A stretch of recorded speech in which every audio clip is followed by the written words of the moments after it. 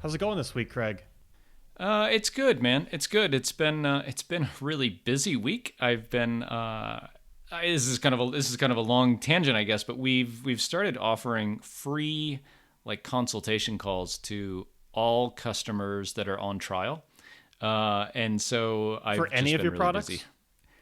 Yeah, yep, yep. Wow. So between the hundreds of trials we get a month for Castos and taking sales calls for Podcast Motor, I've been on the phone a lot, and it's really great. I mean, it is amazing the stuff that you hear, and it's cool because it codifies a little bit like, yeah, I'm hearing the same thing over and over and over and over. So it's either like a messaging or a product problem, or it's just a really hard thing, and like we just need to educate as best we can, um, or like what kind of pre-packaged education and marketing can we give to eliminate these questions? What was the catalyst that led you to make that decision? Because I, when I first joined SaberSim, I was like, all right, I want to get on calls.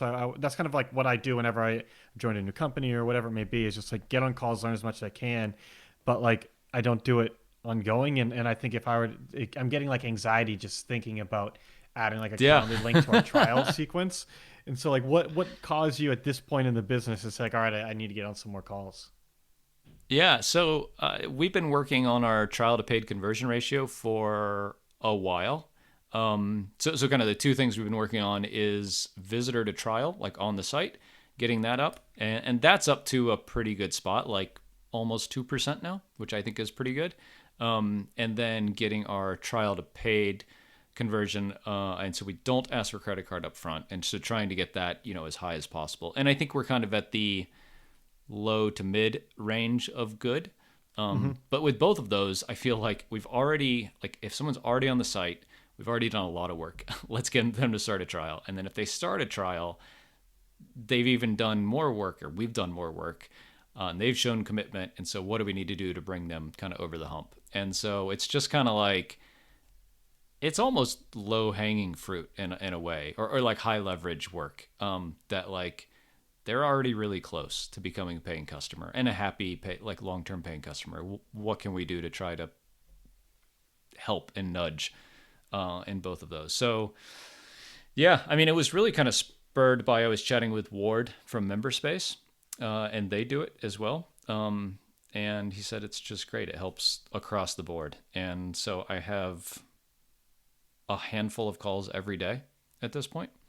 Um, and it's not all people in trial. Like, some of it is partner calls and some of it is sales calls. But yeah, I have a handful of calls every day. So like two hours of my day is on Zoom with customers. And yeah, it's wild. I mean, you hear everything, everything under the sun. But it's cool to keep a pulse on that. Do you plan to Yeah. do this kind of indefinitely, like for the foreseeable future? Is it a temporary thing to just like get to the spot where you kind of have a clear list of priorities, or what's the intention there? Yeah, so I think we as a company will continue to do it, Okay. because we're seeing the benefit. And I think what will happen is that Matt Medeiros is our director of podcaster success. He's just about a month and a half on the job, and is really busy with a bunch of stuff. But us starting to split that responsibility a bit, so kind of sharing a Calendly link or something, is something that will be kind of the next step. And then ultimately, him and or like a customer service person, being the ones to take most of those like success calls, I think is ultimately what we need to do. But I think it's a pretty decent use of my time right now. Yeah. What kind of things have you been finding? Because is it like a balance between, okay, here's where in terms of the UX we just need to make things clearer. Here's features where we're missing, like do whatever else it may be. Like, is there any one category that kind of is jumping out as being more of a bottleneck than the other? Yeah. It's almost entirely in this like, I don't understand how podcasting works bucket, right? It's like Okay. you can relate, right? Yeah. From your own show, is like, what is a feed? I'm on WordPress. Why do I need a host? Why can't I just self-host my files? Like, I have this feed. What do I do with it? and then like how do I get people to listen? Um, and it's just complicated, you know. Like if you look at our competitors, they're all trying very hard to educate people, and we have a bunch on like our YouTube channel about this stuff. But I think there's a certain type of customer that just wants to hear it, you know, from the horse's mouth, and that's fair. I mean, we get this is something that I struggle with, where it's like people that are so our company we make tools for daily fantasy sports, and we have we've done really well with SEO. Our approach has always been on usability, just kind of simplifying the process that basically all the other tools make very complicated. But by doing that, when we've seen a large uptick in trials, a lot of those are coming from people completely new to the space. It's not like they're switching from one tool to us. We do get a good amount of that, but like our growth has really come from people. This is the first time they've used a tool like ours, a lineup optimizer is what they're called. And like I always just like in the back of my head, it's just like, are these people ever going to be good customers? Like, is it worth it for me to spend this much time kind of hand holding people who are just in the very beginning of their kind of adventure in this space? And like they're going to be on a lower tier plan. They're probably going to churn quickly. And I guess if I educate them enough, that's going to lower the churn. But I am just always thinking like, how does this balance out against the market that I know is much more dependable, takes much less work, and just kind of all of that. So like, how are you thinking about those things? Are you at a point where you feel like this is the opportunity for growth, is really capitalizing on people new to the space, or what kind of is the thought process behind that? Yeah, yeah, no, it's a really good question. So like we do some things in onboarding to present this call to just certain people, Okay. or present it to them earlier in the trial. And we found that presenting it to them early in the trial, there's a much bigger adoption of it, and presenting it to certain kind of cohorts of the trial, you know, population changes that too. And so we're doing a couple of different things there, around kind of what we know of a user and the things they've done to engage in the platform. Is this And is this so are you trying to find people who have engaged? Like, is this for people who have taken positive steps, or the other way around, where it's like people haven't done anything, we're reaching out to them?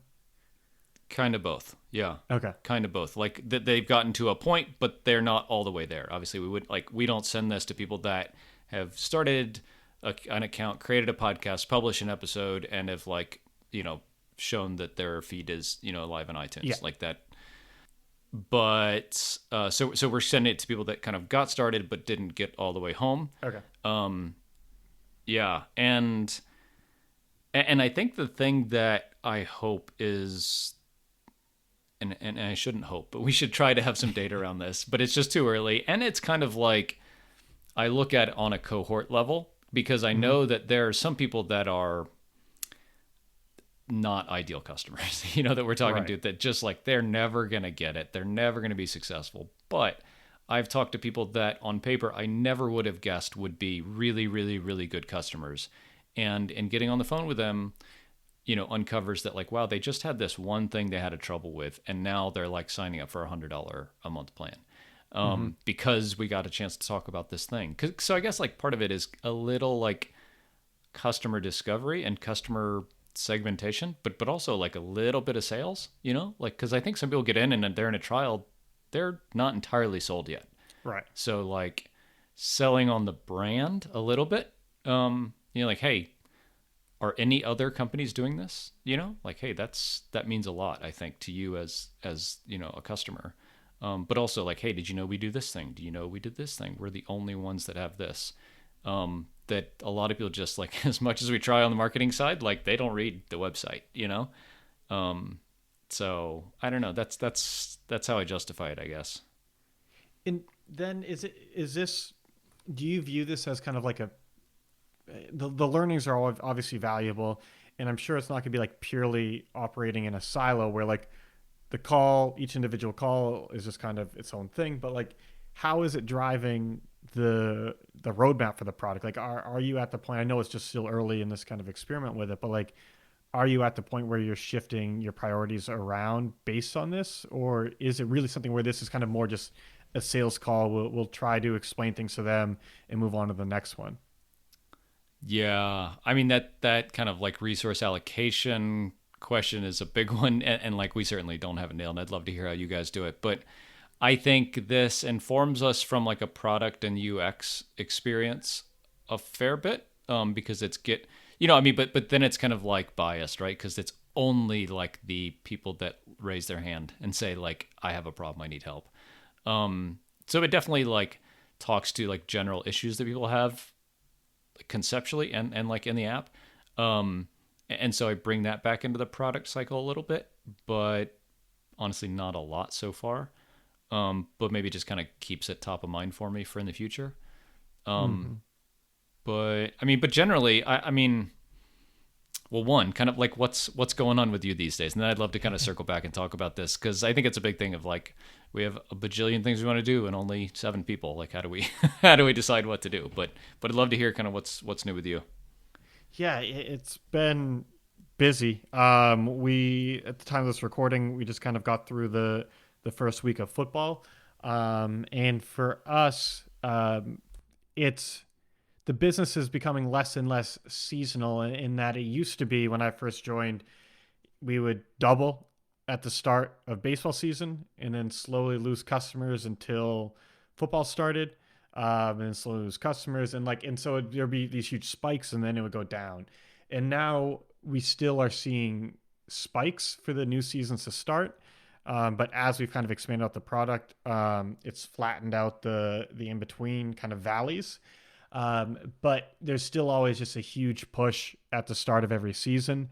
Um, and with this year being weird with all the professional sports, like they all have kind of started honestly within like a little over a month. And so at every new season, even if your systems are the same, there's always weirdness with data. Um, we're constantly like improving our infrastructure. And then this is kind of like the real life stress test of it. So there's just been a lot of things we've had to line up for this period. And honestly, it all came together really well. There were more issues around the data than we wanted, but there were basically no issues around the infrastructure. And it's like That's awesome. those, yeah, those infrastructure issues are what like drive me nuts because it's like when something goes wrong there, it's impacting everyone or a significant number of our customers. Where the data things, it's like, oh, we might not, we missed this player because there's two players with the same name, or it's just like much smaller things that still matter, but it's not like bringing the site down, or making it inoperable or whatever else. And so there were still things we had to sort out. There's still a lot we want to improve on, but it was like the sanest launch to a season. And so now, we're just kind of waiting to see how those. We had a huge influx of trials, and it's kind of seeing how those convert, um, and just trying to figure out, what the priorities are from here. And so it's yeah, it's like I feel a little bit of a relief right now. Like we made it Right. through. We can kind of breathe. Cautiously optimistic. Yeah, yeah. And so, but now it's just like, shit, there's still a ton of stuff we have to do. What do we work on now? The things I wanted to have in place before this aren't there.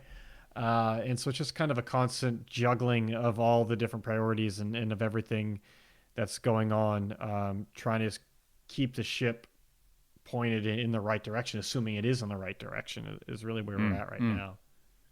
And so you feel like the kind of back end stuff and infrastructure stuff that y'all did in some of this kind of quieter time has paid off. Like, have y'all done like a retro on that kind of bit of development time, or just kind of intuitively you feel like it was time well spent based on Yeah, how things went this week?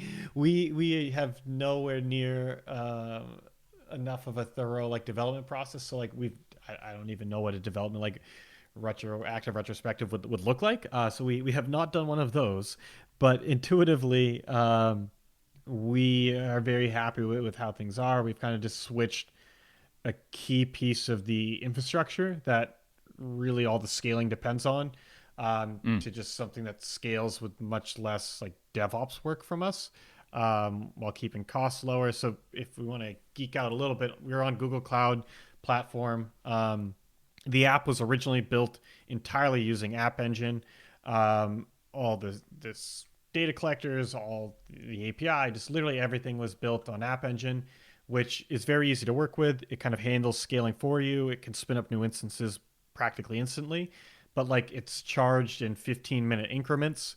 And a lot of these processes were taking like seconds. So when we Mm. first came on board and started growing quickly, our costs ballooned. We brought in kind of like a DevOps consultant to like audit this and like give us a game plan to clean things up. And we've just been consistently moving towards more affordable solutions. We were then on Google Compute Engine, which I think is just like Amazon's EC2. Mm-hmm. Um, the problem there is that they take a bit longer to spin up.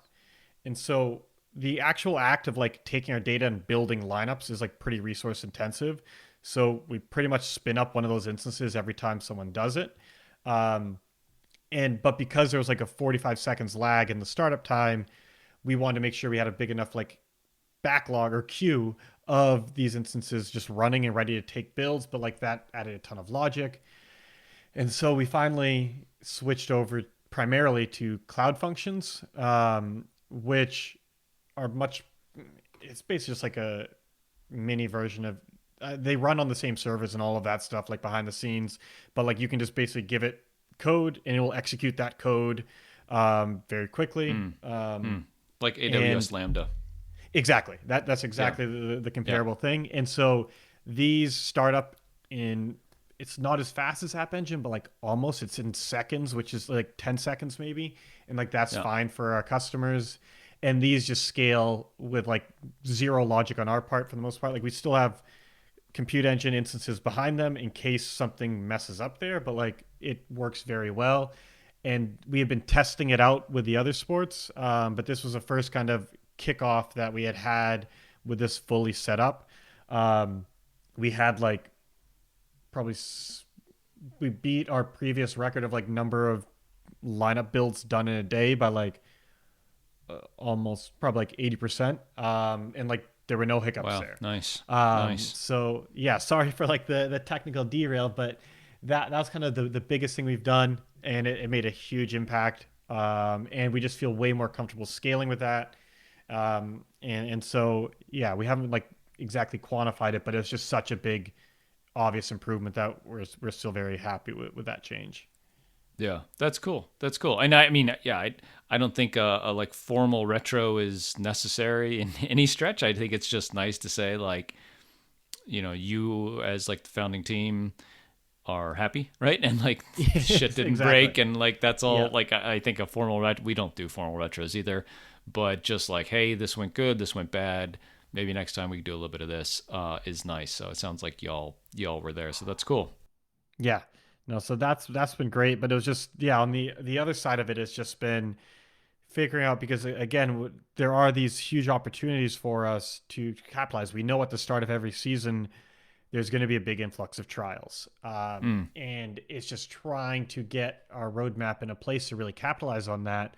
Um, and it's tough. And I honestly dropped the ball on this one where we had um, some bug came up. We basically have rewritten the front end, except for like one good chunk of it.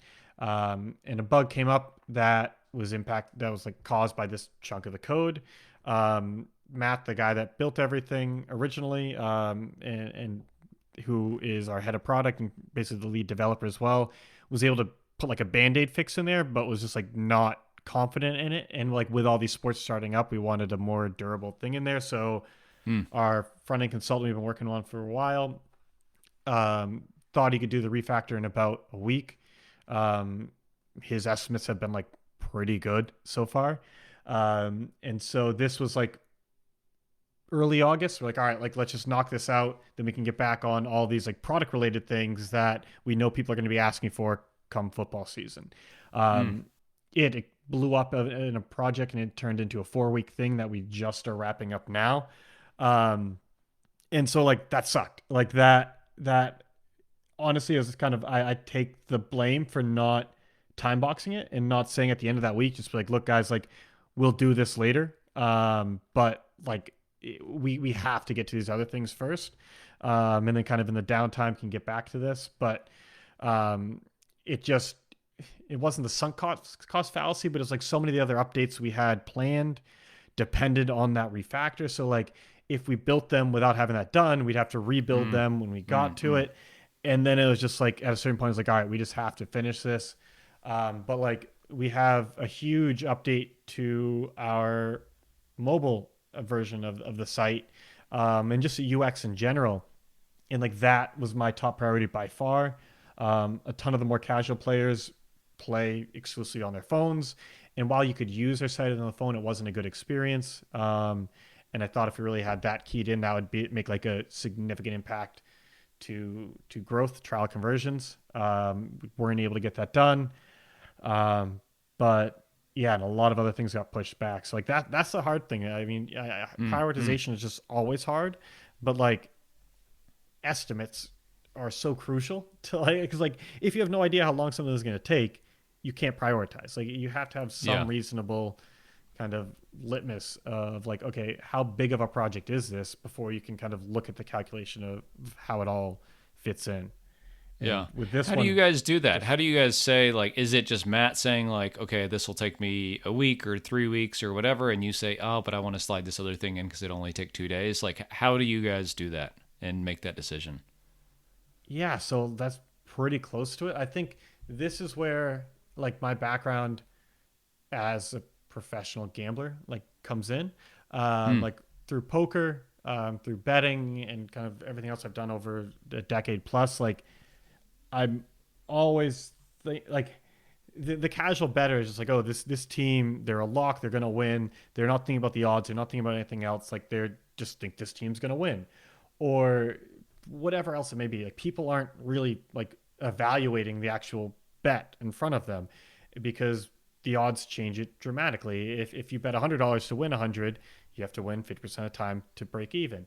But if you have to bet 100 to win $50, it changes, and the odds matter a ton because in sports, in all of life practically, like outcomes are not like a binary thing. It's not either it Mm, works or it mm-hmm. doesn't. It's like even sure things can fail. Like, and so you have to kind of think probabilistically about it. And so for a lot of this, that's just kind of something that I'm more, I don't know if naturally is the right word, but it's just something I've refined is just a more intuitive approach for how I think about this. And so with Matt, yeah, every week, basically, Matt and I will have a call, um, for about an hour, where we go over Notion, which just has like a brain dump of everything we want to work on. And I try to kind of come in and say, okay, here kind of are, we don't have like a grand vision. We don't have like years out. But like I try to think at least like, I think in terms of phases where it's like, all right, right now we want to get to the spot where there's no reason for anyone to choose another daily fantasy lineup optimizer over us, where we have Mm-hmm. the functionality, we have everything else, and there's no like functional reason for someone to choose someone over us.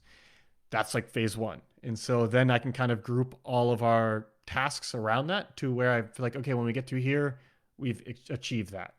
Then there's the prediction side, our models that are projecting the outcomes. And there are separate services that only do that piece. And so we then want to be the best at that. And then there's like beyond that, it gets hazy and like it's trying to figure out what do we want to do with the business. But like I kind of think in phases and then can break those down a little bit. So like I will loosely organize Notion like around that. But then every week, um, things break, like life gets in the Right. way, like fires start, everything else around a business happens, and like okay, like we now added like 10 things to the list that we never were thinking about before but have to get done, or we figure out if they do, and then Matt and I'll kind of work through it. I'll come in with a game plan, he and I will talk about it, and then yeah, it's when it comes to the programming stuff, which is really all that we're focused on. um it's just asking him like roughly how long do you think this will take. But Matt also like he created the tool from a passion for for daily fantasy sports, for sports in general, and like knows the space very well. Um, and he's probably closer to the more casual players than I am, whereas like my partners on this Mm-hmm. are professionals. It's like I know the power user side of it, but he's probably closer to the like the prosumer side of it. Um, and so he has great input, and we really just oftentimes like talk through like, do these things matter?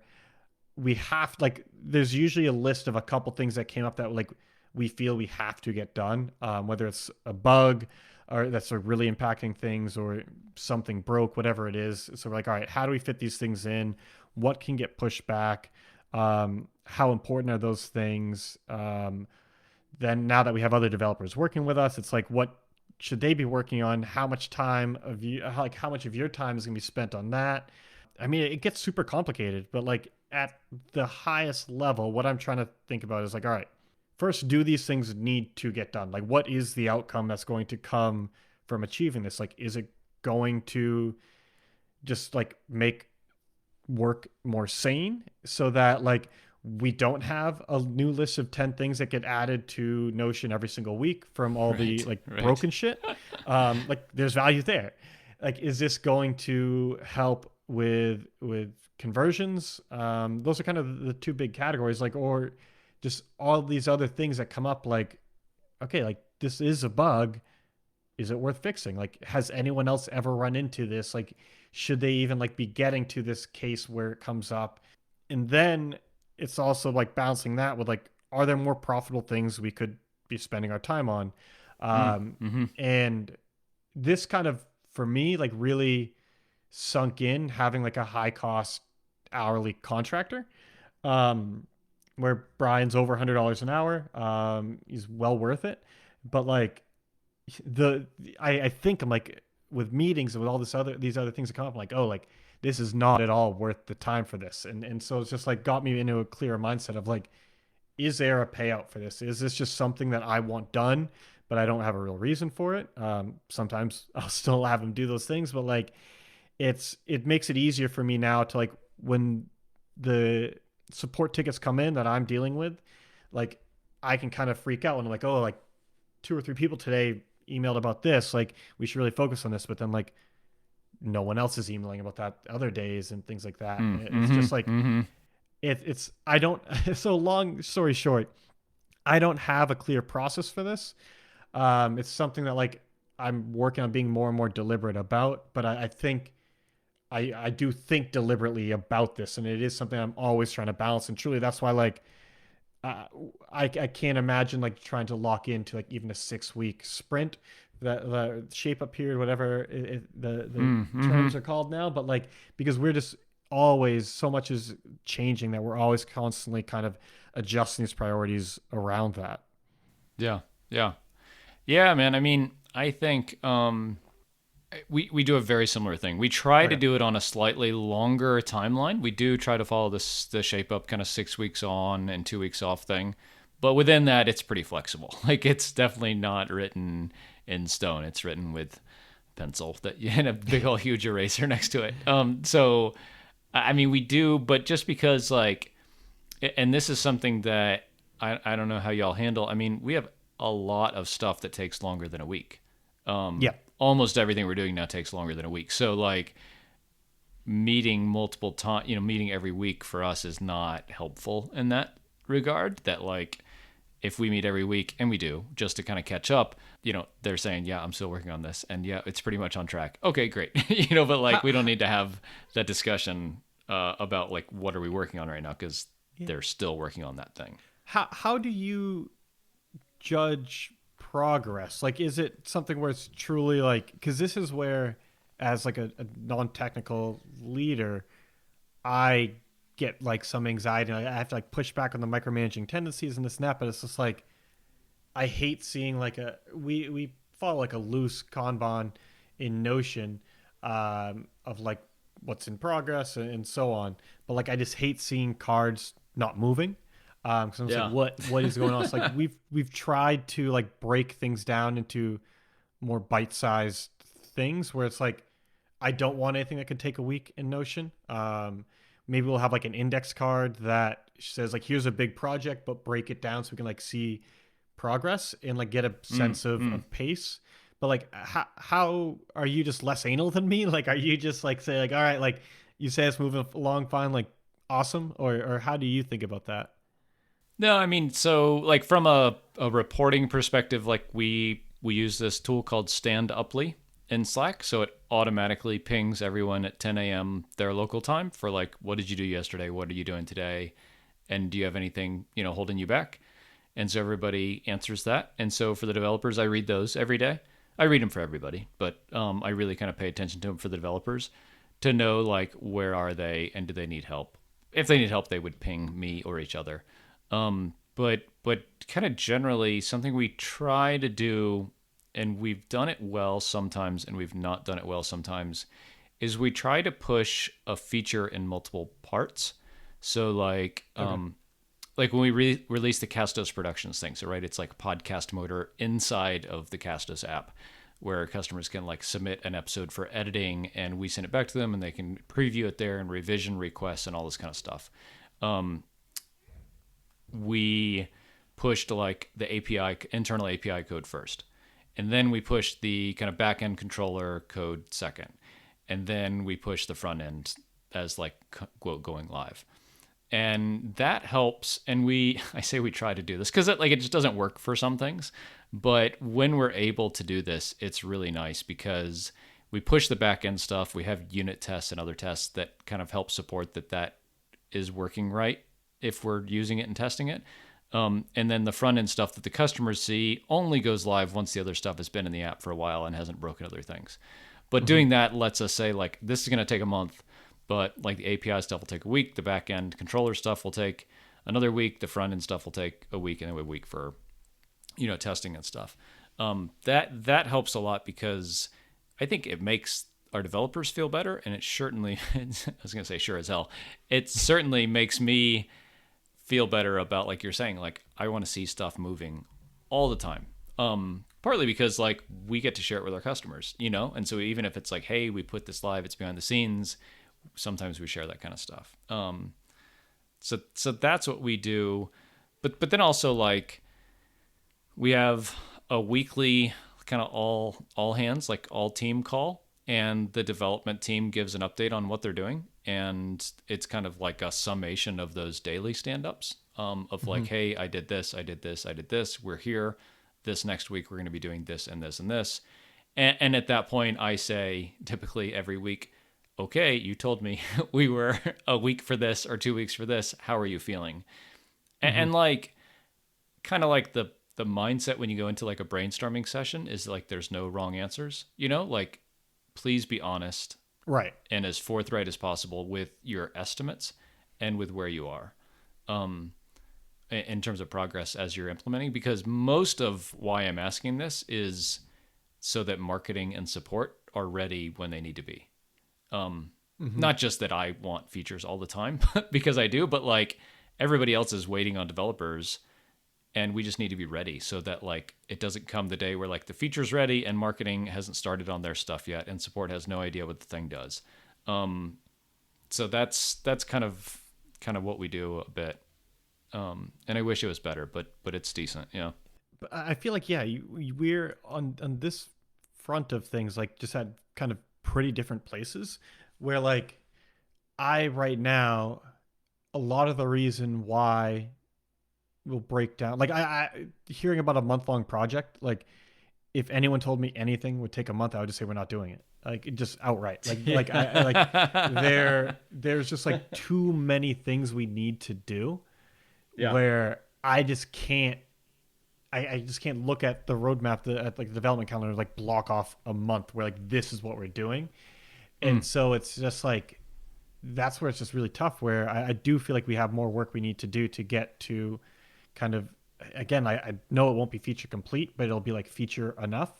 We're like we're not there yet. I think for a good segment of our customers we are, but there we're not where we want to be on features, and like there's still a ton of like requests that come in. Like yeah, we should do that, and so for us it's just like we have to break down those massive projects into more bite-sized things because we know so much else is going to get added to the plate during that Mm, month mm.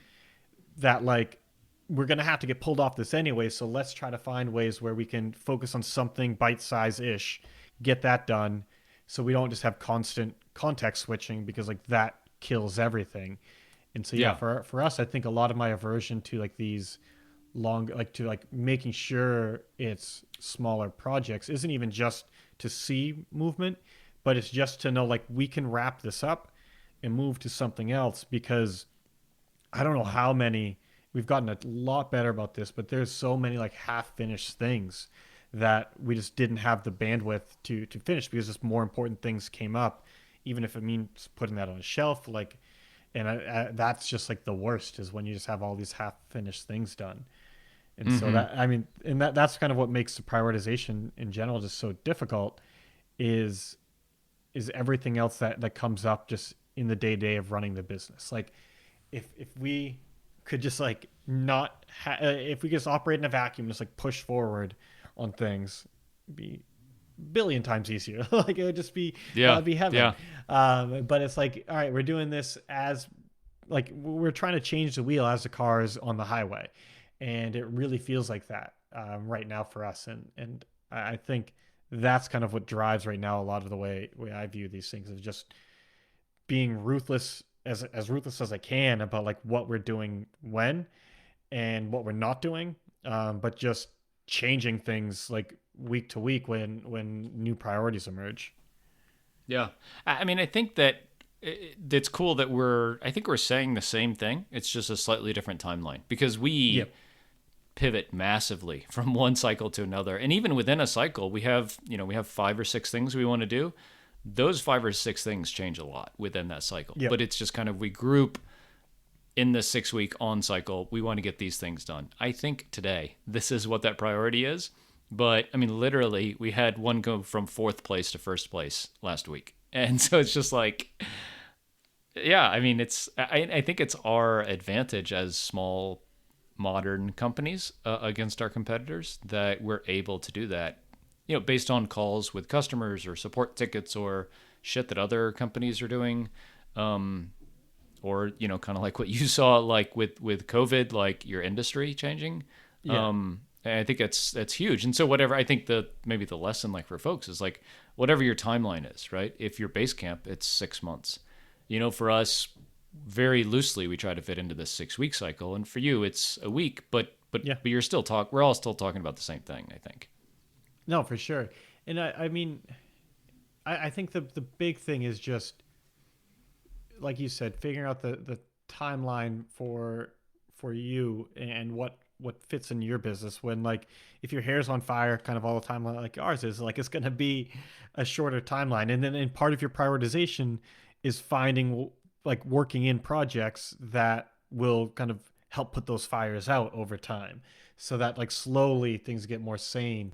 um, Mm-hmm. but one thing I was curious about is like how big picture are you thinking about for like the future of Castos? Like, you don't necessarily have it like I'm sure you don't have like broken down in like very specific phases like I do, or maybe you do, but like, how are you thinking about like what you're working towards, kind of a step above like the features and the actual like day to day part of it? Yeah, I really like the phases that you talked about because it aligns with goals really well, I think. That like when you get to this point, you probably will be at this kind of goal, like revenue or stability and like peacefulness goal. Right. Um, and then like things are different and things get easier once you get to that point, I think.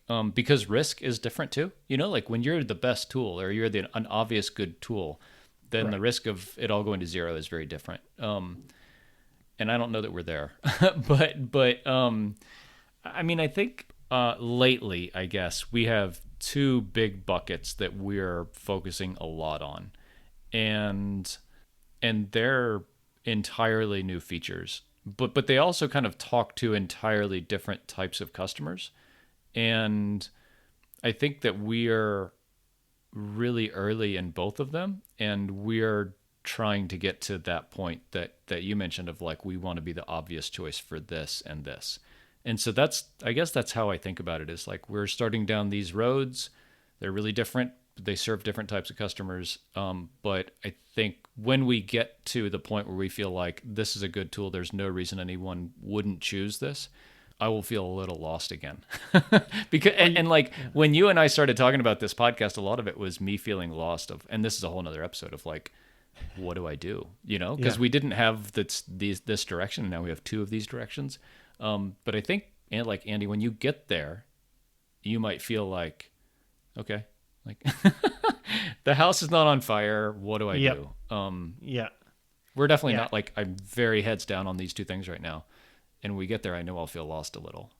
Yeah. And this is something I've gotten much better about, just by like necessity, because so many things break and so many fires to put out. Where like I used to just always think about like the grand vision and like what are we ultimately trying to build 5+ years from now? Like what are we working Mm, towards? And I still like yeah. keep that in the back of my mind. And like well, every once in a while I'll sit down and kind of like write things out about like what I've learned and like how I see that changing things. But like day to day, I just like cannot let things that far off, even a year plus out, like impact how I'm prioritizing things, because like there's so I need to Mm-hmm. deal with what's on my plate today in this week, in this month, in this quarter. And like yeah, so like I think it'll be when we get there, as we get closer, then I'll probably be able to set aside some more bandwidth to think about what's next. But like right now, just not even trying to worry about that, because like there's a lot we have to do. But I hope we covered a lot on just how we prioritize, how we have frameworks ish that work for us, but still figuring things out, and it's just always a work and challenge. But I think there's a lot more we can kind of dig into on future episodes. But I'm glad we're able to kind of unpack our thoughts on this and kind of give people some updates as well. Yeah, yeah, absolutely. Absolutely. It was a lot of fun, as always. And if anybody has any questions, shoot us a message, seekingscale.com.